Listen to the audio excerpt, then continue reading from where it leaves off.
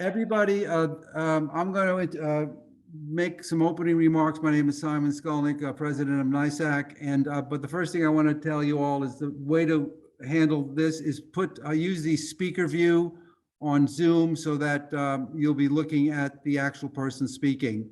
I see everyone else has muted. All the panelists should be muted at this point. So if you're not muted, please mute. All right, let me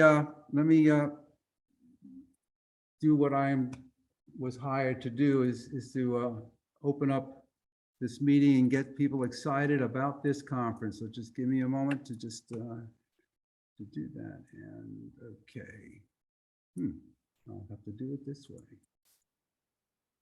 That's not what I want.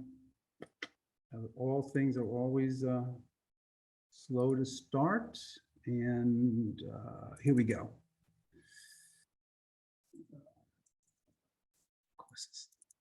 Okay.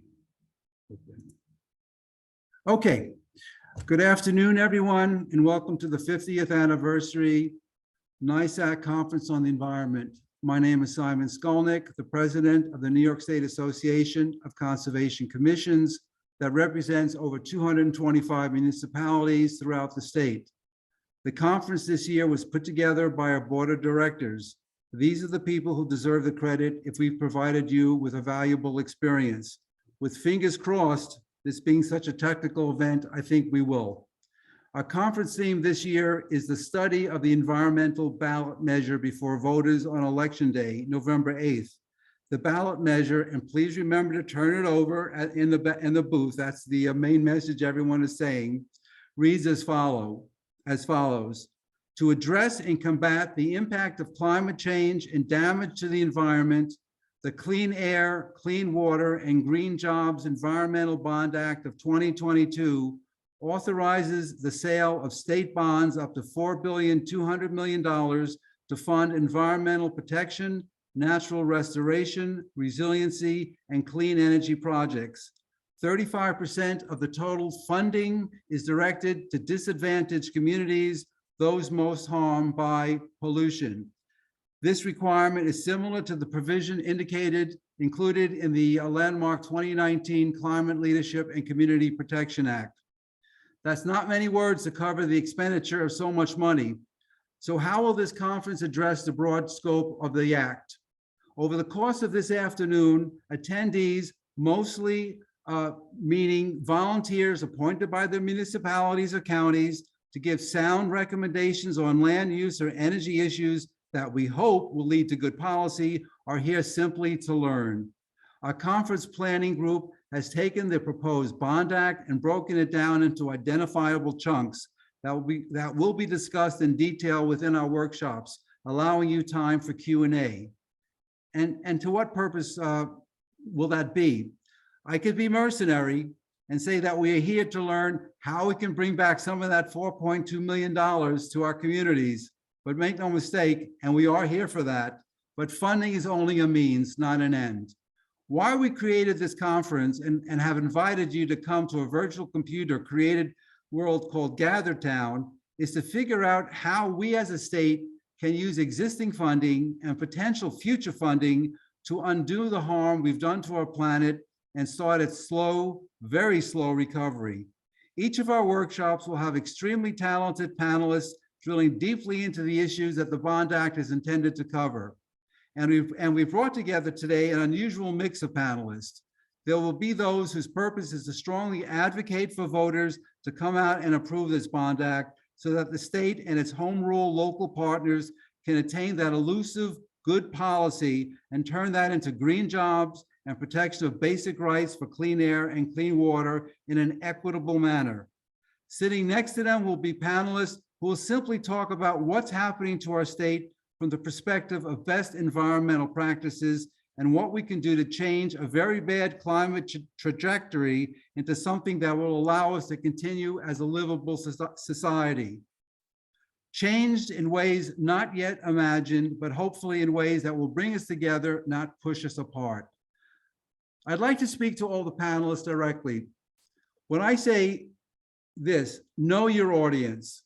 This audience is basically people who come from local communities who are giving advice to their local municipalities. I may have been using some platitudes in this welcoming speech, but to me, they are not platitudes. They formulate my personal worldview. And that view, which I believe is held by many of NYSACC's members, is that we are not here to feel good about ourselves and good about what we do. We are here to bring back to our communities actionable items and programs that will make a difference to the very interconnected environment we live in. NYSACC cannot advocate for the passage of this bond act. We cannot, for one main reason, and let's put aside the fact that we are a 501c3 educational organization.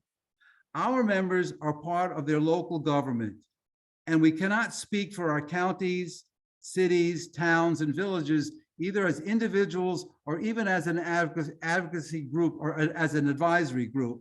Only elected officials can do that, and then only through the democratic process of open discussion and voting. What we can do is advocate to our municipal or county governments to discuss this legislation, inspire them to publicly debate the Bond Act, and then pass a public resolution in support. But to do so, we need your knowledge and your partnership. In the end, that's why we're here. This will be a great conference, not because of any innovative platforms we provide, or even any one person that will be a speaker. It will be great because we are doing this together, and that will make all the difference in the world. Thank you for being here.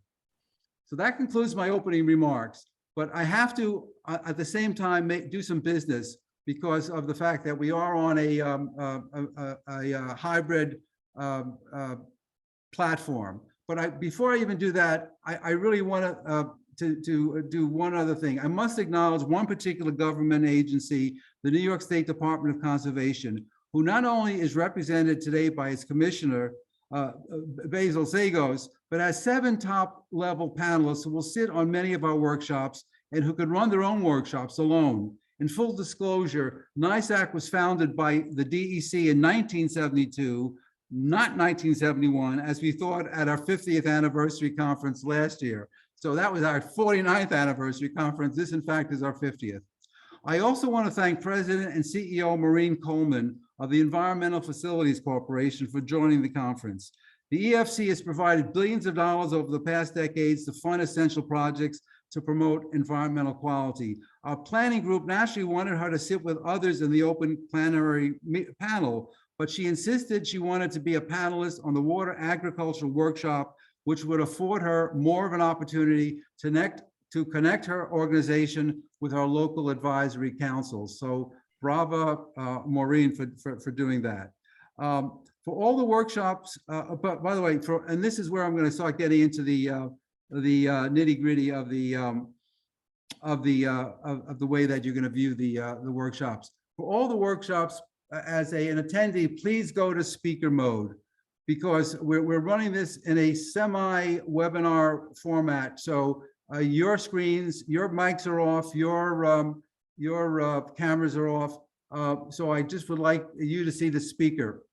So please do that. The Gather Town site, which we're holding our virtual conference in, was the same site that we successfully held last year's conference with a registration that surpassed 500. We decided this year that instead of holding our panels in Gather, we would hold them in Zoom. You know that, or you wouldn't be here right now, obviously. One piece of information that I need to impart to you is how to leave Zoom and return to Gather. Gather is all about tabs, not exiting programs. So to return to Gather, simply close the Zoom tab on your upper screen, hit leave meeting when prompted, and you should see a message asking you to return to Gather.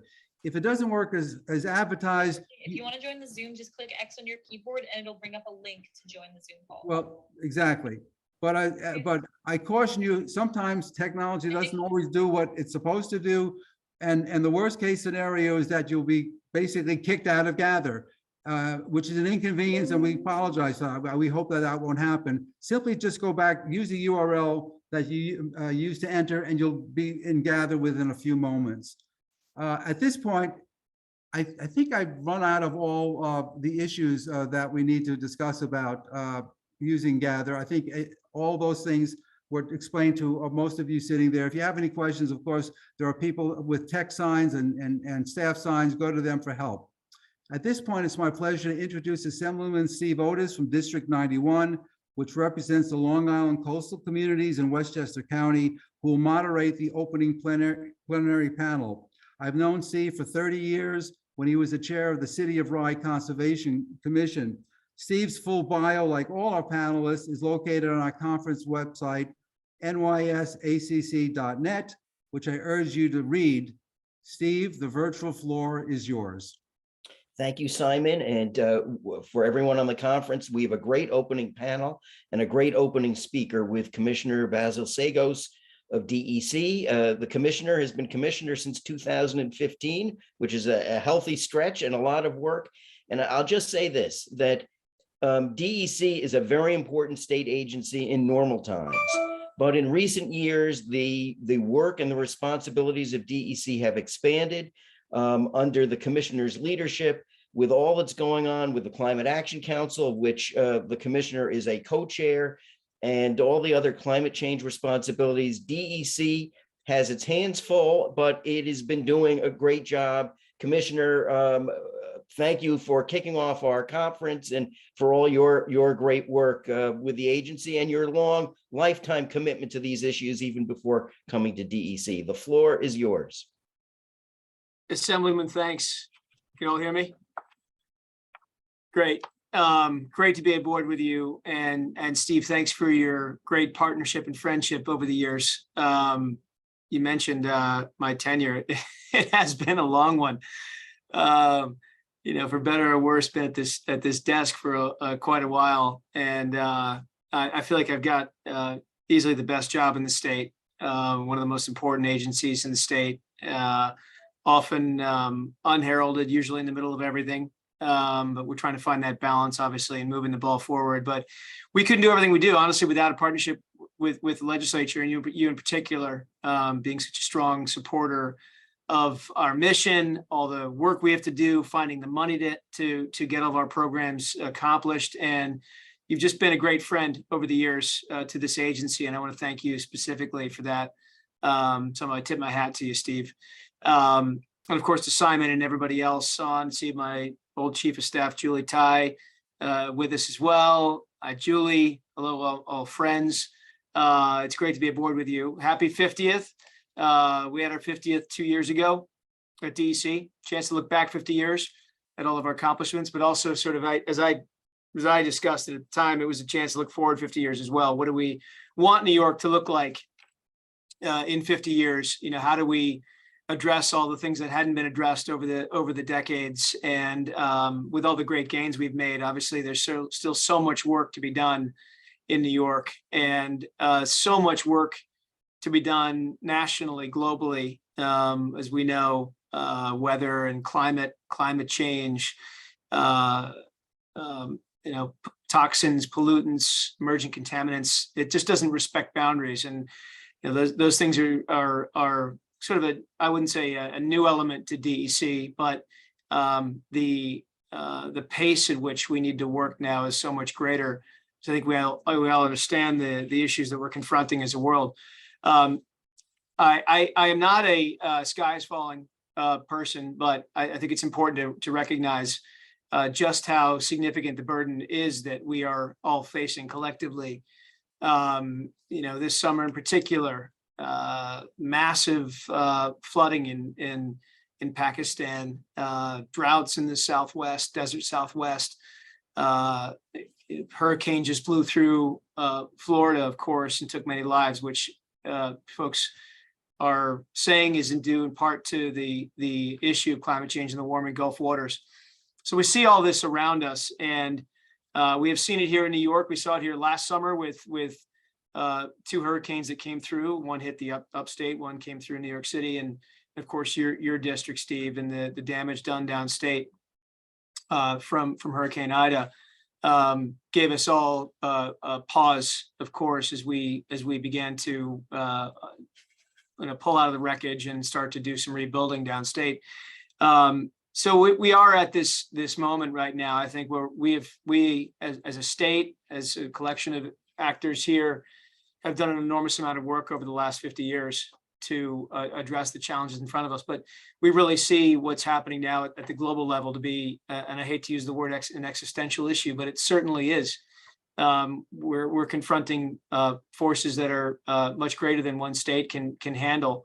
And yet it's at some point, the state still needs to step up and show a path forward. And I think that's what we are doing. I just will digress for a moment and note that I had a chance to spend 2 weeks in Ukraine, just got back on Sunday morning, and to see some of the areas that were devastated, hundreds, thousands of square kilometers of wreckage and the pollution of landscape, the damage done to lives. It brings home the importance of many things, and perhaps maybe a tertiary issue, but one that's on my mind as I saw it was just the damage to the landscape and how long it will take an area like that to recover.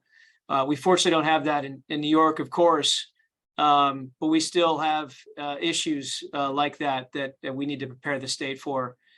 So our obligations are significant. I will say, I said I'm not a skies falling person. I'm an optimist by nature, and I think I'm really optimistic right now because there's this unique alignment of forces. You have the federal government right now under President Biden taking extraordinarily bold action with the IRA, the Inflation Reduction Act, which is going to bring $369 billion of investment into climate to our country, which may or may not leverage many multiples of that. I assume it will. We look at perhaps up to $70 billion of direct investment from that act just here in New York. The CHIPS Act, the Jobs, the Infrastructure Act.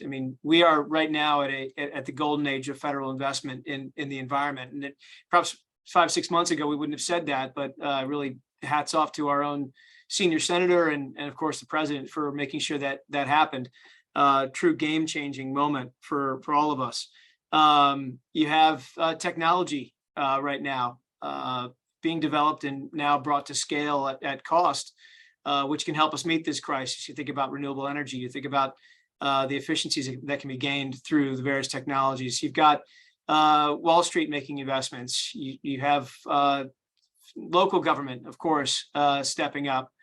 You have the people of New York, people of the country really recognizing that we have a serious burden on our hands and that we have to step up and address that and put the resources behind our efforts necessary to climb out of this trap that we're in right now. And of course, I look to New York State and what we have. And again, I tip my hat to Steve and the work that he's done. Really, 6-7 years ago, we didn't have anything close to the level of investment in the environment that we have right now. And I'll just speak about DEC. When I started many eons ago, Julie knows this, we had $136 million EPF, now a $400 million EPF. We didn't have a grants program for water infrastructure. We now have a $5 billion grant program for infrastructure, which is now leveraging our $1 billion a year loan program that Marina, I'm sure we'll talk about, Maureen Coleman at EFC, $1 billion of loans that go out around the state. Our state Superfund law reauthorized, our brownfields law reauthorized, the money that comes through New York Works. It really is extraordinary. We have this incredible alignment now. You look federal, state, local, technology, Wall Street, and of course the people themselves, the residents of our states, the voters, all believing that we have this opportunity right now to make some real change. And I think we have this golden moment in front of us for sure, to prepare our state for the new normal and to be able to take advantage of it. So I'm glad you're talking about the Bond Act today. One of the most exciting aspects of what the governor has done is to work with the legislature to grow that potential Bond Act, right? Goes before the voters in a few weeks, to increase it to the number it's at right now, 4.2 billion, and how we can look to the future and what that might mean for New York State. And just like the federal government's IRA was a game changer for clean energy in this country and climate action, the Bond Act to me is a game changer for preparing our state for the future. Looking down those 50 years of what New York needs to look like, we need those dollars. We need those dollars to go right into communities, to make communities more resilient in the face of climate change, to make them more flood resilient, to help us reduce emissions, to preserve habitat, open space, clean our drinking water, protect our most sensitive populations downstate, as you note in the beginning, the environmental justice communities that have borne the brunt of pollution for so many years. Now with the Bond Act, right, this incredible tool that we have to leverage change in these areas and hold ourselves to that 35 to 40% investment mandate that's enshrined in the CLCPA. This is a real game changer for New York, and it certainly will be if the voters pass it. We as an agency are extraordinarily excited about this. We are seeing a resource coming our way, which is unprecedented in nature. The last Bond Act we had was in 1996, which was a significant boost to environmental protection back then. I feel in some ways like this is the way that this has been structured, the purposes for which this has been drafted, puts us even further ahead than where we were back in '96, and it really gives us a chance to change the face of the state, and very importantly, address all those issues that local governments are seeing and experiencing. And Steve, how many times have we talked about flooding in your district, all the storms that come through the New York City area, downstate area, and how that's decimated parts of the district and decimated critical infrastructure. Those dollars that we have right now, the various categories that we have, the water quality improvement, restoration, flood risk reduction, open space, conservation, climate mitigation, all those things that I mentioned. These dollars will be put to quick use. And I just look at the success of the EPF over the last few years and how dollars are spent through the EPF, that every dollar spent is about $7 of value to a community. So if you take some of that math, and I realize it's not apples to apples completely, but a $4.5 billion investment in New York's environment, New York's communities, is going to produce many, many multiples of success and protections within the state. So I'm thrilled to be at the precipice of this, be leading this great agency when we have this incredible tool that hopefully will be coming down the pike to us, and then working with you all, everybody on this phone, this Zoom call here, to begin identifying those kinds of projects that will make a difference. We've been fielding incoming, as I'm sure you can imagine, many different ideas coming our way about parks in areas that are underserved, locations, streams that flood in particular upstate communities. We know we're going to be putting money into greening schools, into electric school buses, the things that will make a difference in people's lives. So we look forward to receiving your best ideas when this Bond Act becomes a reality, and ultimately forcing those dollars out the door as quickly as possible and putting shovels in the ground so we can get New York moving in the right direction. But really thank you for the chance to speak, Simon, Steve, and all of you. It's a great thing that you do with this fantastic body, and if you want to celebrate the 50th anniversary again next year, we can do that. We should just celebrate every year. Why not? Let's look back 50 years all the time, and then look ahead 50 years all the time as well. But thank you for having me on. It's great to be with you, and I tip my hat to you for the great success of this important convening. Thank you. Thank you, Commissioner. And I'll just say, you mentioned one thing, which is the last Bond Act was in '96. And previous to that, the bond issues in New York State, environmental bond issues, were more frequent. We had one in '86, a few in the '70s. how geared up is DEC to hungry to take that boost that bond acts always provide these kinds of programs? Well, I think we are so geared up. Fortunately, we're not starting from zero. Working with you, we've had the Clean Water Infrastructure Act now for several years. So we've really developed a pipeline of projects through that, which has also enabled us to do some open space preservation. We've had a very robust EPF as well, as you know, all of our New York Works projects that we have a pipeline for. So we have a real head start on identifying the kinds of things that will make a difference in New York. And now with these resources, effectively plugging in a new funding stream and enabling us to tackle this huge laundry list of projects. We're ready. Of course, the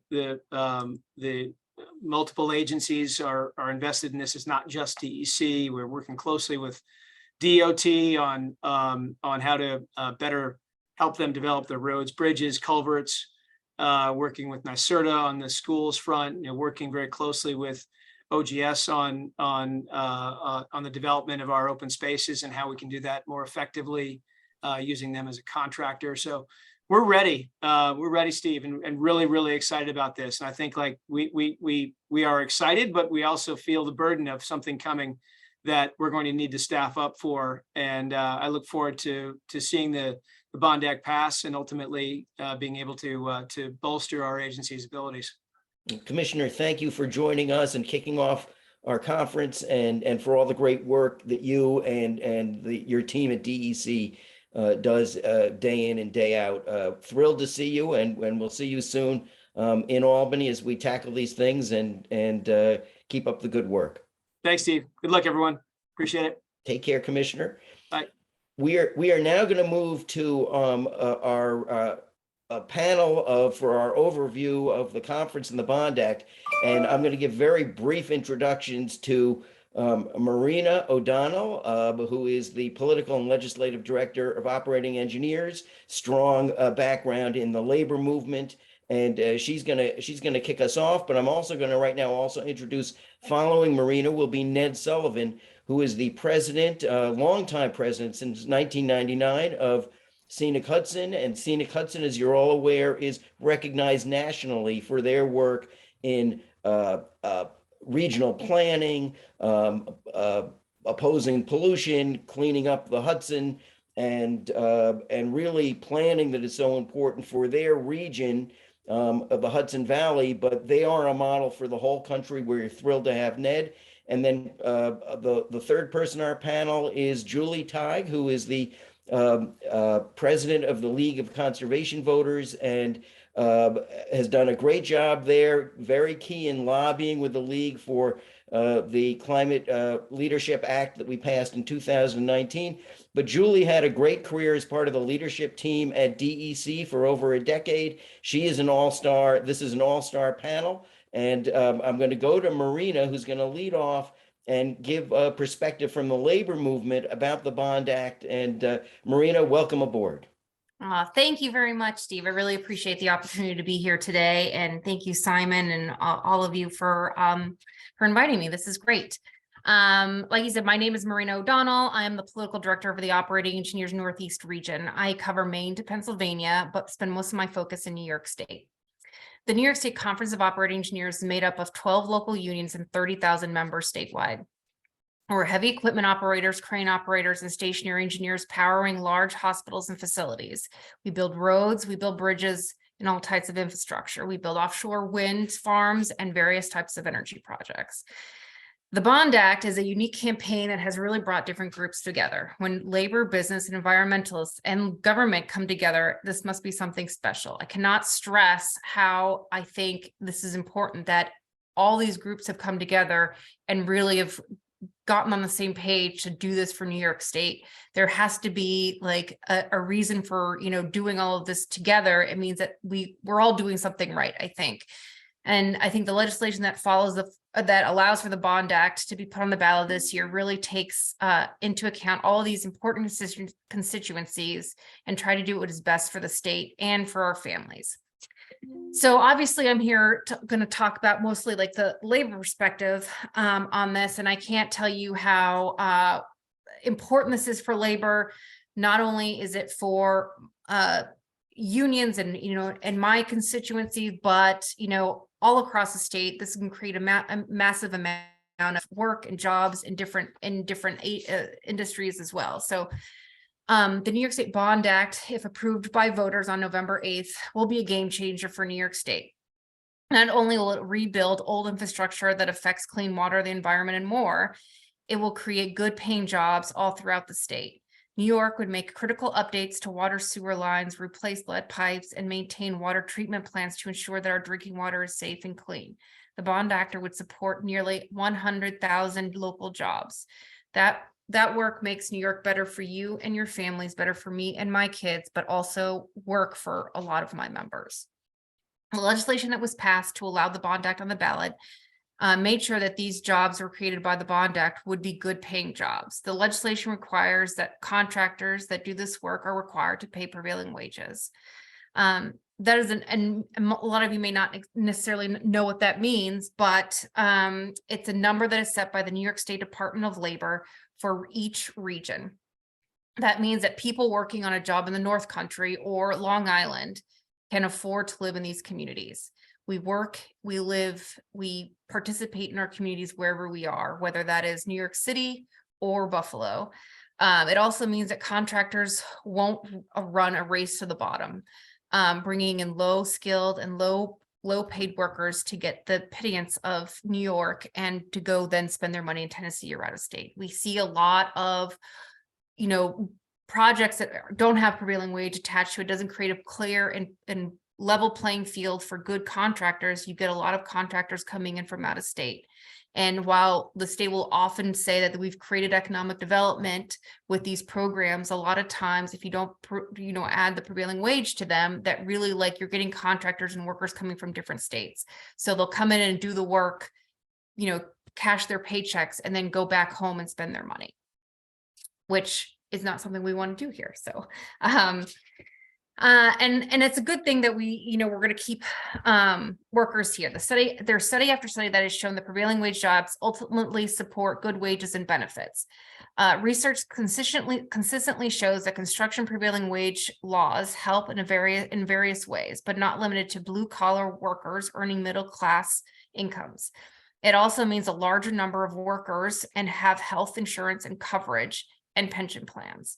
It also creates a level playing field for high road employers, which also help entice local contractors and workers. Prevailing wage jobs help close racial pay gaps. Prevailing wage also promotes work and produce good value for taxpayers. The Bond Act will not only create construction jobs, but approximately 100,000 statewide jobs in various different sectors. Some of those sectors are, for instance, there's a little bit of a breakdown, so they're very, generic, but about 8,000 construction jobs, a little over 6,000 professional, scientific, and technical jobs, 3,685 administrative and support jobs, over 2,000 healthcare and social assistance jobs, 1,700 retail trade jobs, and 1,400 accommodation and food service jobs. 1,200 other service type jobs, 860 government jobs, 560 real estate and rental leasing jobs, and 480 finance and insurance jobs. And I think that there's also going to create a bunch of, which isn't necessarily specific here, but manufacturing. Manufacturing is something that upstate New York has spent years building on, and then quite frankly the state and the government has not invested in those jobs or created a policy that would help keep those jobs in upstate. So there was a big rush of people leaving upstate because of no jobs. I truly believe that this will create a much better environment for people who are living in upstate, create jobs, much needed jobs in the upstate regions where people are fleeing. We want to make sure we can keep our folks living where they want to live in an upstate, and there's no reason why I shouldn't be creating good work for them. So I think all in all, the Bond Act will create all of these things, that are only getting, improvements to our infrastructure. We're doing the right thing for the environment, but we're also doing the right thing for workers and the right thing for New York State. So I can say that I want you to vote for and advocate for voting for the Bond Act. So I urge everyone to vote on November 8th for the Environmental Bond Act that's on the ballot this year. It is good for New York. It's good for the environment. It's good for workers. It's good for businesses and for our families. So it must be good. So make sure you vote November 8th for Prop 1 on the ballot, on the back of the ballot. Thank you. Thank you, Marina. And I just shared that there's a long history of the labor movement and the construction industry as well, working with the environmental community on various initiatives like this over the past number of decades. So this is a great continued partnership with operating engineers, AFL-CIO, and other unions that are supporting the Bond Act effort. We're going to move on to Ned, and then at the end, if there's time, we'll have maybe some questions and answers. But Ned Sullivan, Scenic Hudson, the river is yours. Okay, thank you. Thank you, Assemblyman Otis, and thank you for your years of leadership on issues of water quality, living shorelines, climate resilience. You've been a really great partner to all the environmental groups and interests across New York State. And thanks to NYSACC for your important role, each of you volunteering your time and contributing so much at the local level, and all that adding up to important impacts across the region and state. So I'm going to just highlight some projects that would demonstrate what can be done if that $4.2 billion Bond Act is approved by voters on election day. So I join with everybody here in encouraging you to educate your friends and family and government officials in promoting or the information about the act. I recall Simon saying you can't urge the yes vote, but we can, and you can share it among friends and family and lead them in the right, head them in the right direction. So I'm going to just illustrate some projects, and one in particular, Sojourner Truth State Park, that is both an example of what can be done through the kind of collaboration that a Bond Act encourages between state government and nonprofit conservation and environmental organizations like Scenic Hudson, and what additional resources could be brought to bear in this project and other similar ones. So let's see if we're going to advance here. Yes, great. So what we're looking at here is a image of a 520-acre property on the Kingston waterfront that is now known as Sojourner Truth State Park. You have over a mile of shoreline, you have these cliffs, you have these cement silos that speak to and sort of symbols of the industrial history of the site. There was generations of brick making here, cement making, harvesting ice from the Hudson. And when we purchased the property, it was contaminated, it needed cleanup, and we undertook that with private resources, but including taking down these 930-foot silos that are clustered together there. This is what was originally proposed for the site.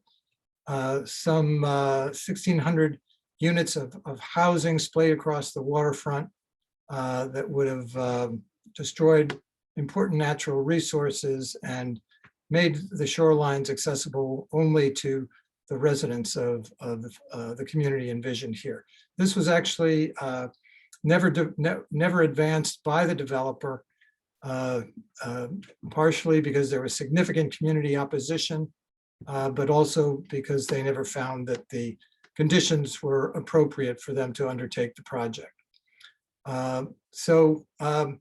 The work that Scenic Hudson has done on this project builds on years of collaborative undertaking that have each of the projects illustrated here has drawn on state resources from bond acts, from the Environmental Protection Fund, and other sources that are so important, state parks, capital, that are so important for advancing projects like the daylighting of the Sawmill River. Here you see a parking lot that now is a beautiful urban park. In Irvington, you see an industrial lumber yard that now is a scenic Hudson River walk in Irvington, an asphalt plant on the waterfront of Tarrytown that is now a beautiful esplanade, and an industrial waterfront in Beacon that now is Scenic Hudson's Long Dock Beacon Park. So I mentioned those 9 silos, and this illustrates our work taking them down. But we then, once we had cleaned up the site, we went to work with the city of Kingston, which led the effort, again, using state funds to build this beautiful esplanade. It's the Hudson River Brickyard Trail along the waterfront of that Sojourner Truth State Park. We, with Commissioner Kulisade of Parks, we had a fantastic opening of the park, and I should say it's actually owned and stewarded now by Palisades Interstate Park Commission. So just 500 people there celebrating having access to this beautiful state park. And these are some of the things that are going to be advanced now with both Scenic Hudson and state resources, specifically if the Bond Act is approved. This one is a waterfront, and Scenic Hudson is actually committed to building something along these lines. We're going to bid shortly, and we'll be working with union labor on this project, and really excited that that's going to provide great access to the waterfront for the public. These are areas that we're going to do future work. Specifically, again, this has been targeted by the Office of Parks, Recreation, and Historic Preservation as a priority if the Bond Act is approved. So here you have a historic brick barn from the brickmaking era that could be a museum, it could be a visitor center, could be a place for the Hudson River Maritime Museum to expand its operations right next to the Brickyard Trail. Here you have the cement terrace, where the industrial hub of the historic site, but now a central park, a place for food trucks, for music, for performance. Again, that would be made possible by the Bond Act. Here you have Steep Rock Overlook, a place with spectacular views up and down the river, made safe and protective of the immediate resources around it if we get a Bond Act. So those are the kinds of things that we envision. These are the kinds of things that the state would have the resources to do. I'm not committing the state to do any specific thing with the Bond Act resources, but this has been identified by Commissioner Kulisade as a site that would get resources if the Bond Act is approved. So we encourage all of you to spread the word, and for you individually to be sure to vote yes on election day. Thank you. Hey, Ned, that is great. And I think what the story really tells is that while it's a statewide bond act, all the money is really going to local projects in communities and to do good things and necessary things in terms of where we live and climate change and everything else. So we're going to probably hope to fit in a few questions at the end, but thank you for telling that story, Ned, and all that Scenic Hudson does. I'm going to give the floor to Julie Tighe, the head of the New York League of Conservation Voters, which is in the center of organizing the effort to try and get the word out about the Bond Act. Julie, I'm looking in the chat, and I think of your days at DEC where you have fact-checked a few things along the way, and this is what Julie was on top of everything for accuracy when she was at DEC, and she's still on the job. So Julie, the floor is yours. Yes, I've been trying to answer some of the questions that people have had along the way. So Thank you for popping those in the chat so we can do them. So I am really here, the commissioner gave a really high level. You're going to get a lot of information from the other panels that you're going to have today about more of the details about what's going to happen should the Bond Act pass. And, we've been working really strongly in partnership with Scenic, Hudson, and Ned, and with Marina O'Donnell at the operating engineers and a whole slew of other people in order to get this done. So even though you can't advocate for it, I am going to be here to advocate for it and tell you a little bit about the campaign that we're doing to help get this passed. So I'm going to share my screen and do a little slideshow. Oops, wrong one, wrong button. About this. So we have a coalition. We're very subtly entitled Vote Yes for Clean Water and Jobs. The New York State Association of Counties is actually one of the members, and we've been working closely with NYCOM and the Association of Towns as well. But we're really a very large, broad coalition of over 250 organizations representing the business community, labor, the environmental community, environmental justice community, civic organizations, and local governments, whose sole purpose is to advocate for getting passage of the Bond Act, because it's not a sure thing, right? We have had bond acts that have gone down this year, and there's a lot of people talking about inflation. So we need to make sure that we're educating people about the fact that there's a bond act on the ballot, and helping to make sure that people vote yes. So we've been working together to help make this happen. We've been really focusing on 3 areas, which is identifying who could vote yes, prioritizing how we can get to them, and making sure that we're doing an education campaign to go along with that. So really, this is something that the coalition Vote Yes launched around June 15th to help get us going. And you probably will not see our ads for the most part, because you're all people who are going to likely vote yes. So we don't need to waste time and money on that. But we are running a multi-million-dollar campaign to help get this done. We're going to be running television ads on cable TV in certain parts of the state. We're doing direct mail to very persuadable voters, in particular downstate, to help educate them about the fact that the Bond Act is there. We're doing what they call CTV and OTT, which is, when you're watching YouTube or you're watching Hulu or one of those that have ads, that we'll be having ads on those. We have a full social media platform. You can follow us on Twitter, Facebook, and Instagram on @NewYorkBondAct. That's @NYBondAct on all of those platforms. We've created posts that people can use to educate people. We have a digital campaign that's ongoing with high visibility platforms, including Google search and YouTube. We've been doing a lot of earned media.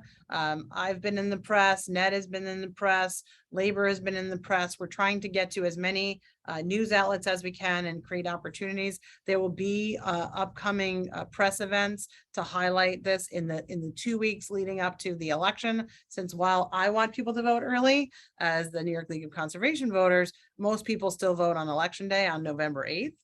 So we've really been doing a lot of work to educate the people about the fact that it's there. People were like, we haven't heard about a lot of it yet. It's like, well, until we got to Labor Day, everyone was focused on the primaries, both in June and then in August. So we needed to get past that noise before we focus in on the last month of the campaign, which we're just over a month out from today. Well, I can go to the next page.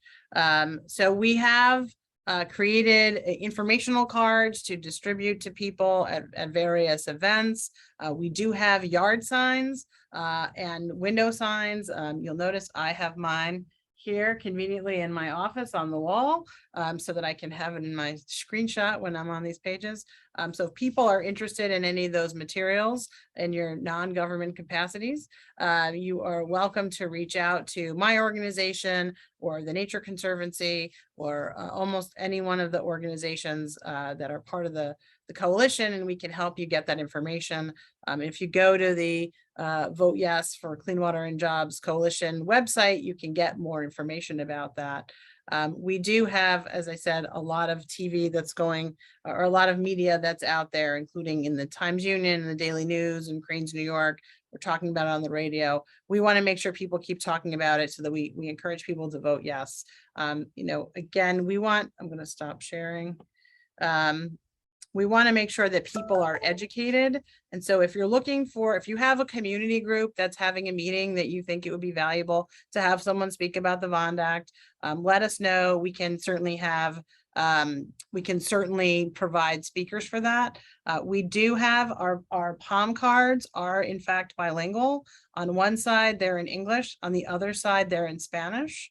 And if there are other materials that could be useful, we can have them translated. But certainly we know we don't want to exclude non-English speakers from getting information about the Bond Act. I will answer, there's a question about waste reduction. This particular Bond Act does not have waste reduction programs in it, but certainly the Environmental Protection Fund continues to provide funding to support waste reduction and recycling. But we're really excited, happy to answer questions, as I'm sure are Ned and Marina.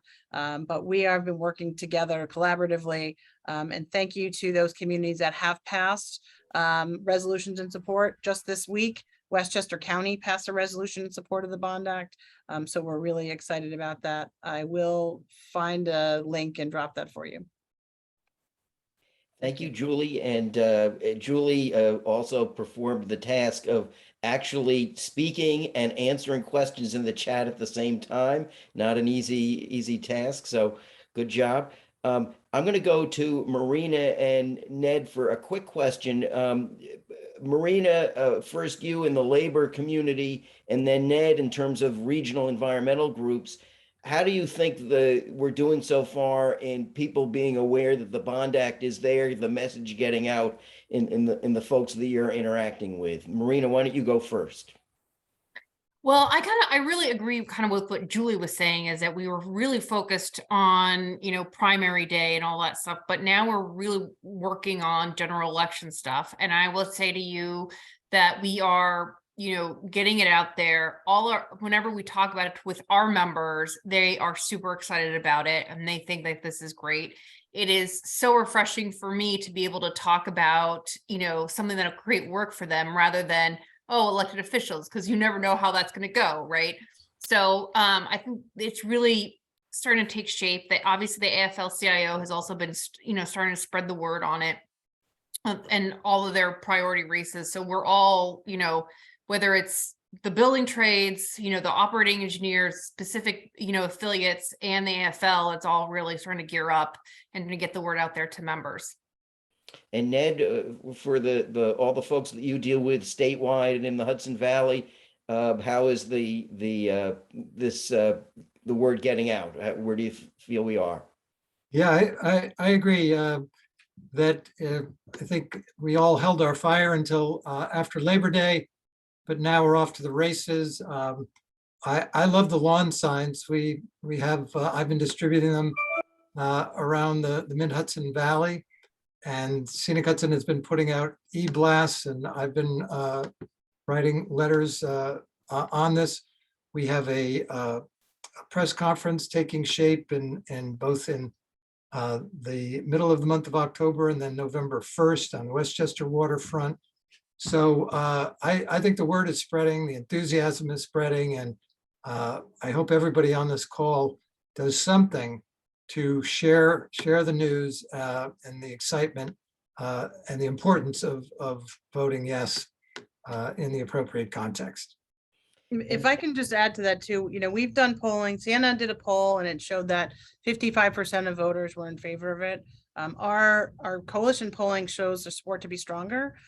We sometimes have a situation where people in some places don't vote on ballot measures. So it's important that they may support it, but if they don't know about it, they don't vote yes, right? Or if they don't see it on the ballot, because it's not always very clear to folks. So I think that's why it's important and why we're doing the big campaign is to make sure that we're getting those people to see it, because we know that when they see it, they vote yes.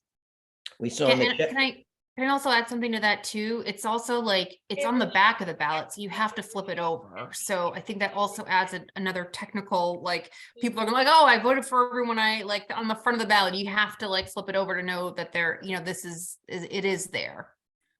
Steve, we have been getting questions in chat that I've been following. Is it okay if I chime in and ask those questions? Go right ahead, Simon. Sure, okay. Does the Bond Act Coalition have any materials in Spanish? Yes, I think I dropped a note about that. We have the palm cards that we have are in both English and Spanish. Okay. Is the campaign tying into the overwhelming approval by voters for the 2021 environmental amendment to the New York State Constitution, right to clean air, water, and a healthy environment? Not directly. Okay. Can you put the link in for the vote for Bond Act materials here? Can someone put a link in?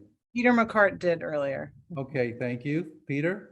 One person has been contacting me about the Green Amendment that was passed last year, which I did not mention and no one else did. And that's a very, in my mind, an extremely important change to the state constitution. Would anyone like to comment on how the Green Amendment information ties into the Bond Act? It doesn't. It doesn't, but so They're- This is, I mean, the Green Amendment is more about your legal rights, right? And this is all about investing in environmental infrastructure that can improve the public health of our community. So I mean, that's the only linkage is that they both work towards improving our environment and public health, but otherwise they're completely separate from each other. Okay, for the person who put that question, they asked if they can put their information on the chat, so please do that. The last question I have is, can you say which communities' resolutions have passed resolutions in support of the Bond Act? There's a long list, too long to Then list. how could they find it? I'm not sure if we have that all gathered in one place. I'll check real quickly on our website, but I'm not sure. I don't know, Ned, if you know. No, don't have it. Sorry, Julie. Yeah, I think communities are doing that right now in real time, and they're not really all necessarily quickly collated in one place, but that's very active. I've seen that, a lot of that going on in Westchester. We actually are up to our time limit here. So I want to thank our panelists for a good kickoff to the conference. And I think we have a lot of work to do, but throughout the day, we have some excellent workshops coming up with really good local speakers from local groups and from state agencies that will fill in a lot of what's going on in the environmental community and how those activities will be enhanced by the passage of the Bond Act. And also we have a panel on environmental justice, and we have a panel on the status update on the Climate Action Council process, which is coming up momentarily. So I'm going to say goodbye. And Well, before Simon, you say goodbye, Steve, I know you have to leave. Steve, I just want to answer one question that came in, and this pertains to NYSACC. The question was, can you please post where to find sample municipal resolutions in support? NYSACC plans to put together a package. We have You have a package. We'll have a package. We probably will be taking something from your package and adding to ours. But again, being a non-advocacy group, it's geared to an education. But one of us might be. We have a model. I'm saying we have a model resolution. Okay, that's great. Okay, so go to Julie's website. Thank No, you. no, it's not on the website, so I'll send it to you guys. Yeah. Okay, send it to us and we'll publish it. So again, we are approaching 1 o'clock. Attendees need to go to other workshops. So again, from NYSACC's point of view, this was a great panel. You are people that are leading organizations that really make a difference. And thank you very much. So we'll close this out, let people go to their next event. And again, really have a great time this afternoon. We're looking forward to it. Thank you very much. Thanks for including us, Simon. Thank you. betcha. Thank Okay, you. Have a great day, everyone. Thank good. you. We can stop the